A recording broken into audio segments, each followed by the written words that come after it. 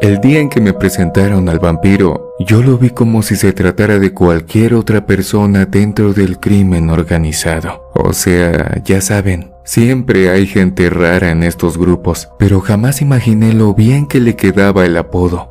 Su nombre real nadie lo sabía, o si existía alguien que lo conociera, debía de tener la lengua bien amarrada. Para todos era el vampiro y ya. Lucía como un hombre flaco, de esos que traen el cuero pegado al hueso, y llevaba la piel muy pálida, tanto que los labios se le veían rojizos. Unos decían que era albino o que tenía alguna enfermedad, por eso mostraba ese inquietante aspecto. Del modo que fuera, el vampiro era de los más importantes en el grupo, pues era el mejor sicario de don Filiberto, un capo local que iba en ascenso y que le agradecía bien a los que le ayudaban con sus asuntos. ¿Están listos para esto?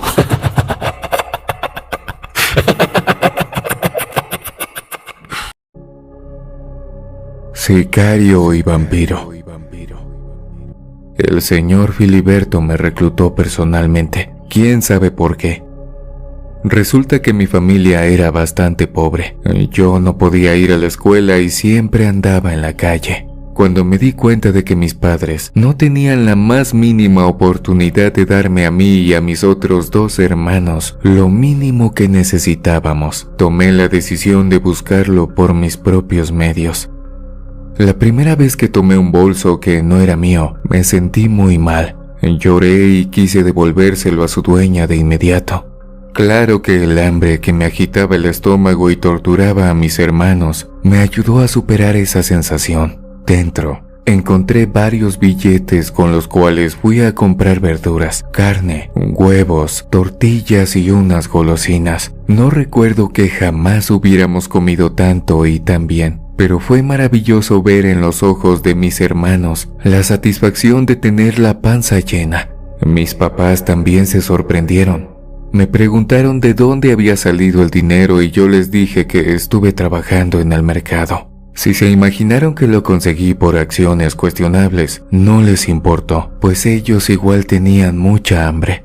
Mi papá trabajaba recogiendo basura y mi mamá limpiaba casas ajenas. Ganaban muy poco. Así pues, de repente la mesa comenzó a estar llena y también pudimos conseguir ciertos lujos que nunca imaginamos tener. Una televisión grande, un reproductor que sonaba increíble, ropa o zapatos nuevos y algunos menesteres para aligerarle la vida a mi mamá, como una lavadora de segunda mano o un refrigerador pequeño. Esa era la parte buena. En el otro lado, cuando andaba quitándole sus cosas a la gente con mejor suerte que yo, me cubría la cabeza, me tapaba la cara, arrebataba mochilas, carteras y hasta bolsas de mandado. Los gritos de la gente me lastimaban. Sentía mucho remordimiento, pero se me pasaba cuando mis hermanos terminaban de comer y suspiraban. Siempre pensé que lo hacía para bien y que un día tendría la oportunidad de pagar por mis pecados. Pero bueno, ni les dije qué edad tenía. Apenas contaba con 15 años. Era un chamaco soñador. No sabía que el mundo era tan oscuro y que en la negrura de la noche se cometían cosas peores que robar para comer. Así fue como una tarde me topé con una escena especial. Andaba detrás del mercado, en el área del basurero. De repente vi a una persona acercándose y me preparé para abordarla. Llevaba en las manos una bolsa de papel y colgada en el hombro una mochila tipo portafolio. Cuando se acercó noté que se trataba de un hombre como de 60 años, así que me aproximé y le dije: «Dame todo lo que traigas». El señor saltó, abrió mucho los ojos y se quedó paralizado. Yo, todavía haciendo gala de mi postura como ladrón amable, tomé la bolsa de papel de sus manos y le deslicé la correa de la mochila. Enseguida me eché a correr. Mantuve la marcha unos 10 metros cuando el hombre recobró el dominio de sí mismo y se puso a gritar: ¡Ladrón! ¡Me acaban de robar! Su voz me descolocó, pero avancé derecho y doblé a la esquina. No era mi ruta, sin embargo, necesitaba alejarme. De pronto, en medio de mi carrera, me topé de frente con un grupo de personas que estaban al lado de 2 camionetas. Choqué con alguien y me fui para atrás, hacia el suelo. A quien impacté era un hombre, mismo que no dudó en sacar una herramienta del largo boquete y brillante gatillo. Yo me asusté. Sentí que me había llegado la hora de pagar y que en ese instante respondería por las cosas que llevaba un buen tiempo haciendo. Me pregunté si debía de pedir perdón, de rezar o de implorar misericordia, pero no fui capaz de hacer nada. Luego de eso, apareció otro hombre. Le bajó el brazo a su compañero y me levantó jalándome de la ropa. Después se agachó para agarrar la bolsa de papel y la mochila. La abrió y sonrió. Dentro llevaba unas libretas e identificaciones en las que se leía el nombre de Gabriel Méndez y señalaba que tenía 61 años. Era moreno, robusto y casi calvo. Ni de broma podía decir que se trataba de mi papá o de mi abuelo. El sujeto delante de mí sonrió con malicia. Tras unos minutos de observarme, me devolvió las cosas y dijo: «Don Filiberto, creo que le llegó otra palomita para distribuir su mercancía».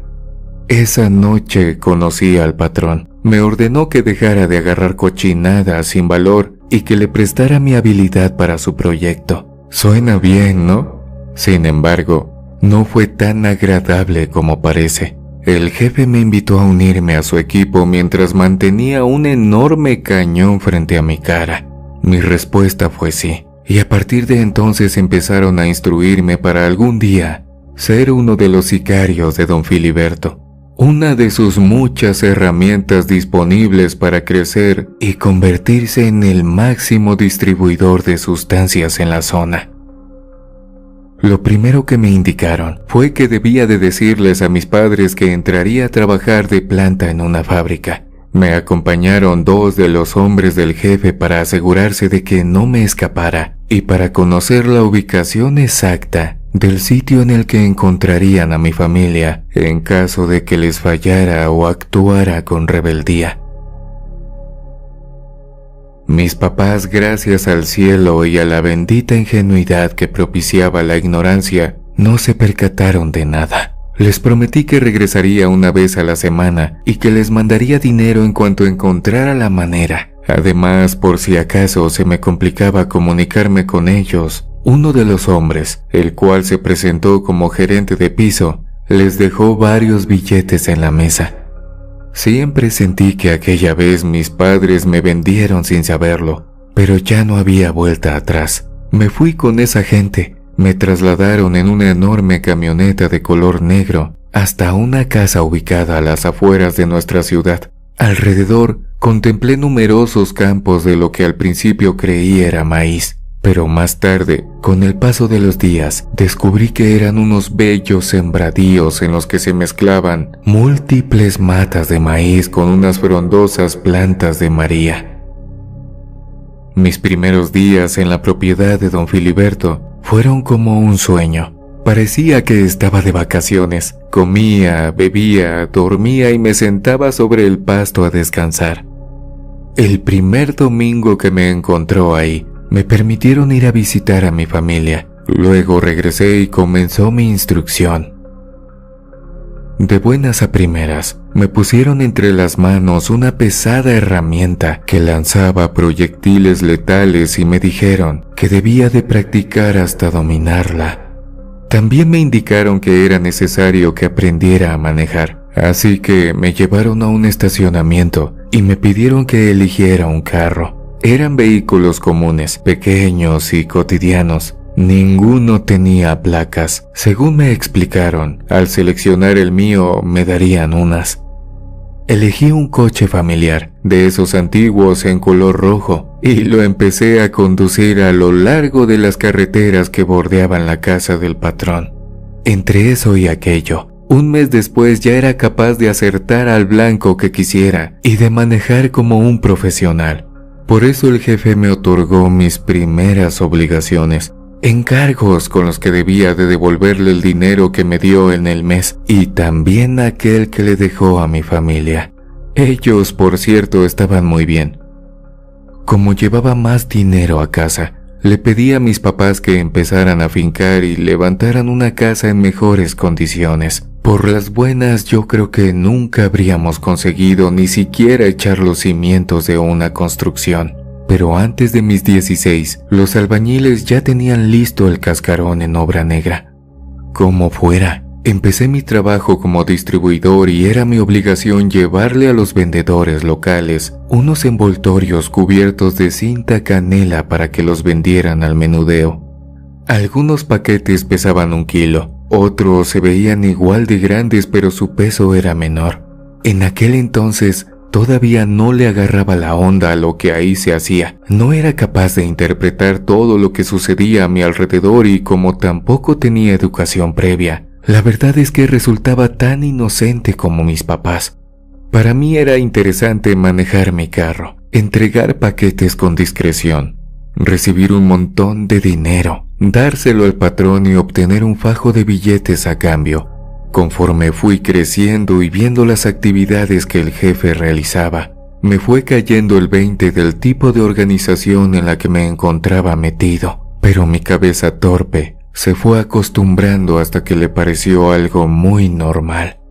Así tal como te lo digo, quienes no han tenido una familia amorosa, buena educación o viven en sitios peligrosos, de lo único que conocen es de agresiones, ignorancia y hostilidad. Yo siempre viví en la carencia, con hambre. Una vez que conocí a don Filiberto, eso cambió, y cualquier cosa que ocurriera alrededor me parecía justa con tal de continuar recibiendo y disfrutando de lo que en esos momentos me hacía tan feliz.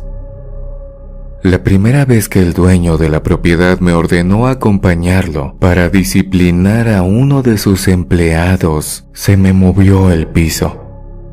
Fue en esa ocasión en la que consideré la posibilidad de que no estuviera con gente deseable, pero claro, más tarde cambiaron mis pensamientos y concluí que solo debía de ser obediente para que no me castigaran a mí.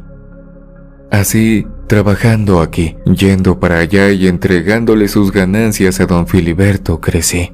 Cuando menos me di cuenta, ya tenía 18 años y el patrón me tenía en buena estima, tanto así que a veces yo me encargaba de aplicar su justicia con los rebeldes. De hecho, no me costó mucho castigar a otros chicos. De hecho, me gustó. Me encantaba sentirme poderoso y respaldado. Eso sí, hasta ese momento no usé mis herramientas para aniquilar a nadie, ni empleado ni enemigo del jefe.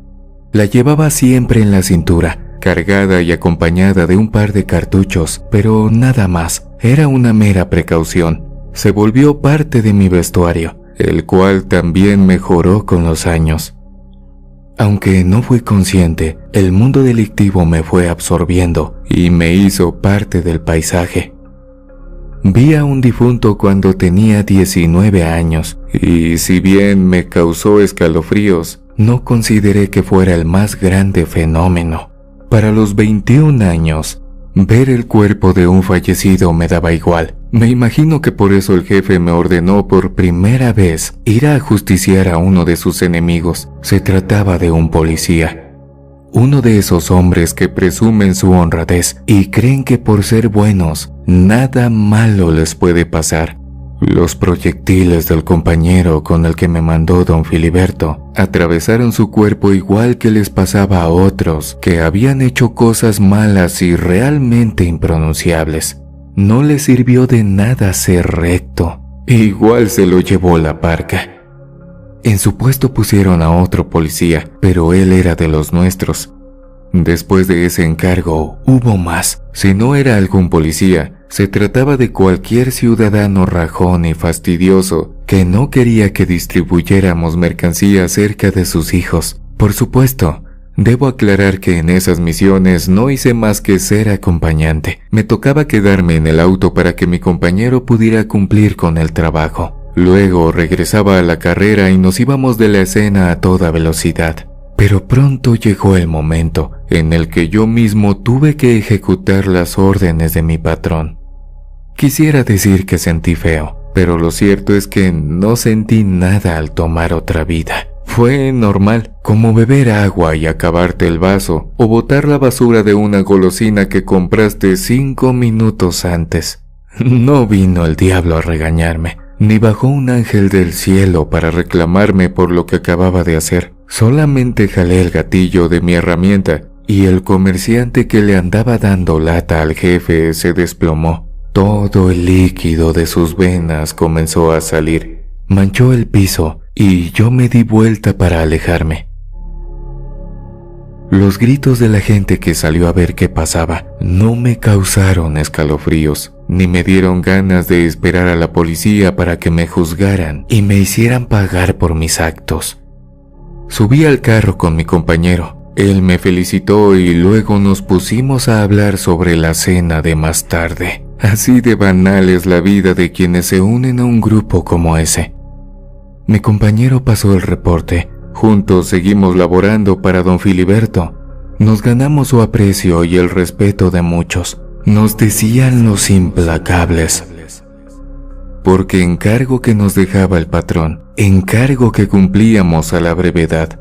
Y por encargo me refiero a quitar del camino al que nos indicara.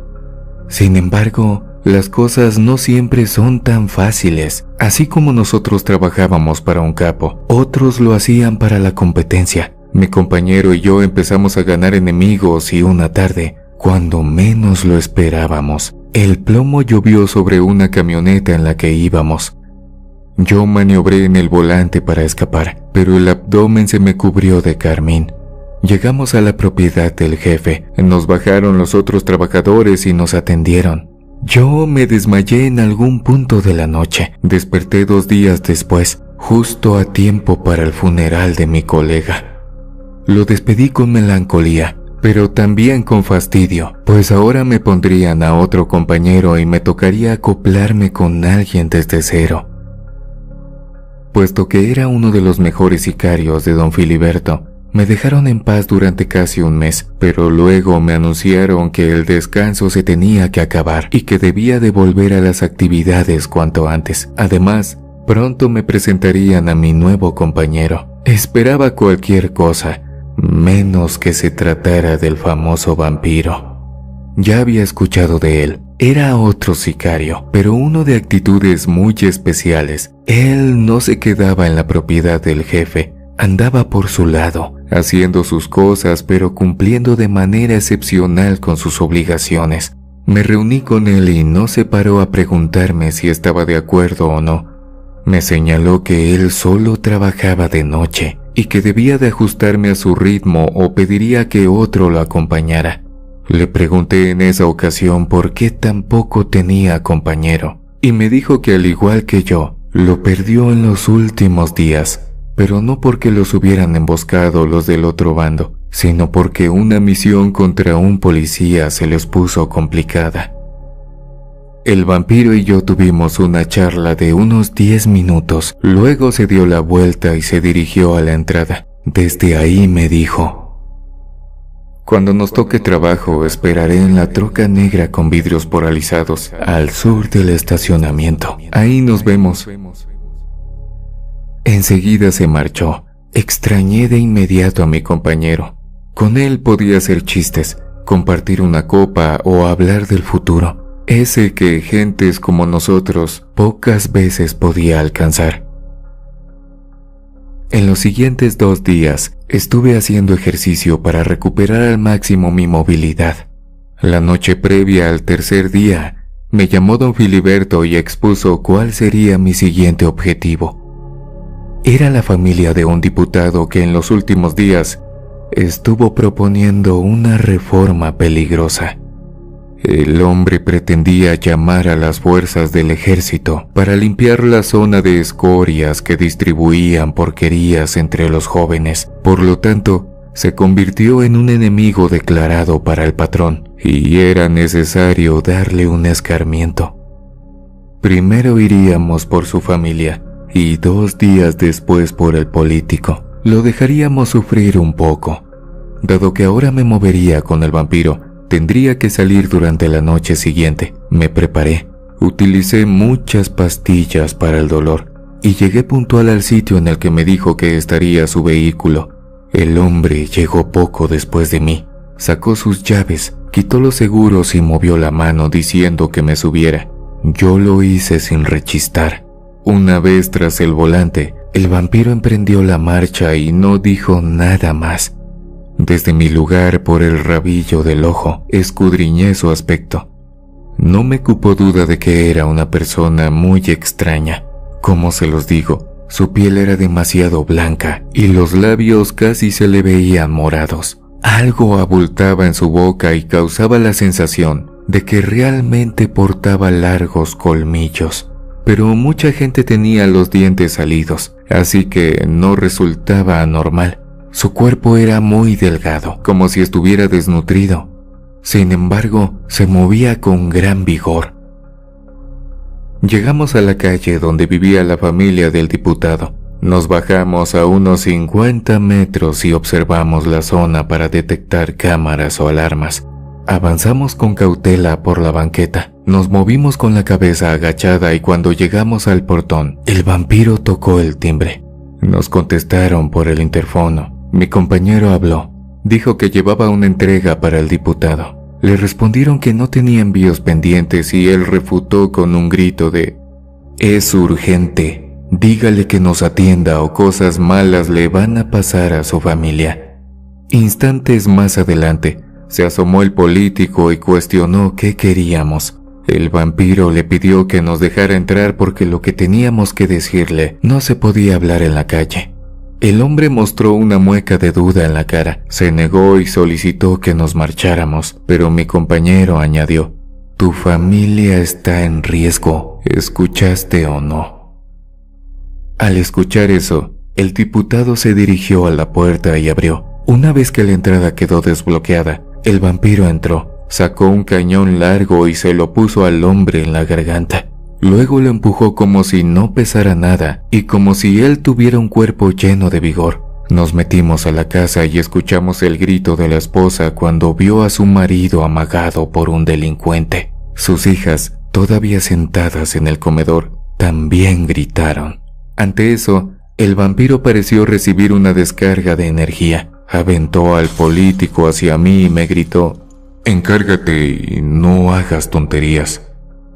Yo lo recibí, me acomodé y le puse mi fría herramienta en la sien izquierda. En un susurro le dije que por su bien no se moviera. Al final ni él ni yo nos pudimos mover, debido al horror que se desarrolló ante nuestros ojos.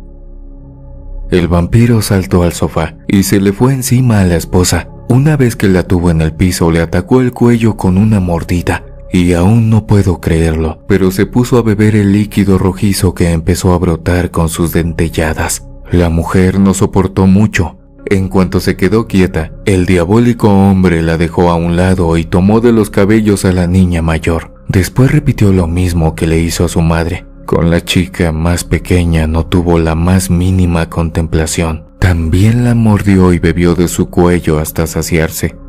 Cuando acabó con su espantoso acto, se giró hacia mí con la mitad del rostro manchado de escarlata y sonrió con una macabra satisfacción. Luego me dijo que sacara al político y él fue a la cocina para tomar unos cerillos, los cuales usó para encender las cortinas de la hermosa vivienda. Al diputado se le salían los ojos.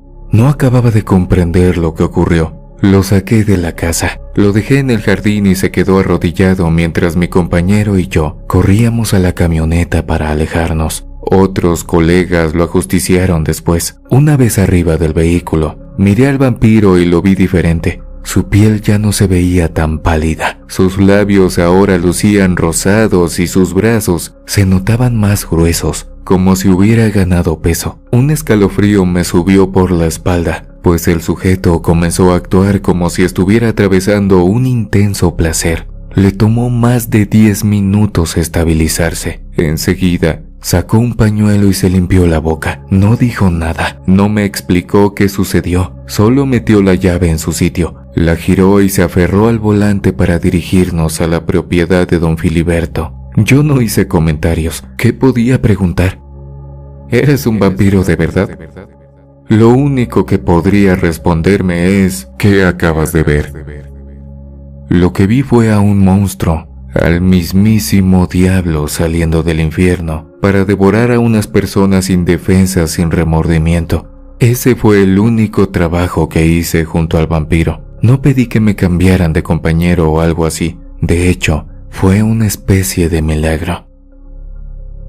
Una mañana nos cercó la policía. No nos lo esperábamos. Hubo un enfrentamiento terrible, mismo que duró varias horas. Don Filiberto intentó repeler el ataque, pero al final se dio cuenta de que no se podía hacer nada.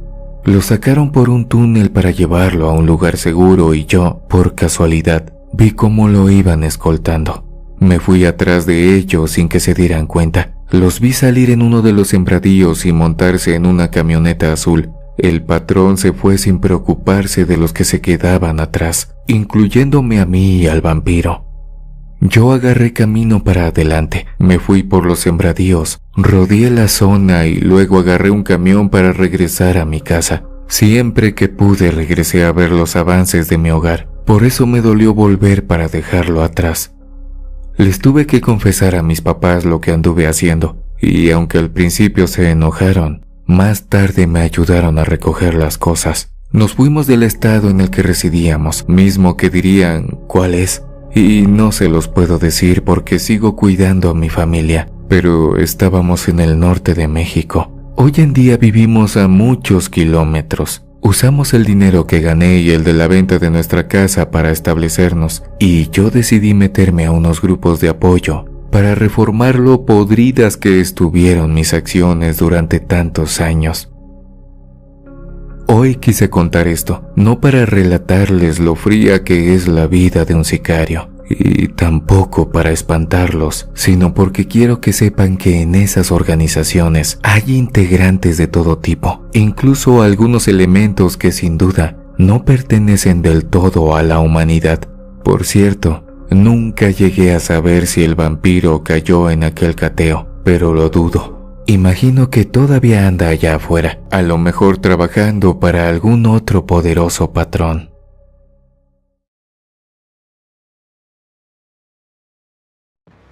Amigos, muchas gracias por acompañarme en los relatos de esta noche. No olvides suscribirte, activar la campanita en todas las notificaciones para no perderte ni una sola de las historias de terror que subimos cada semana. Déjame tu pulgar arriba y tu comentario.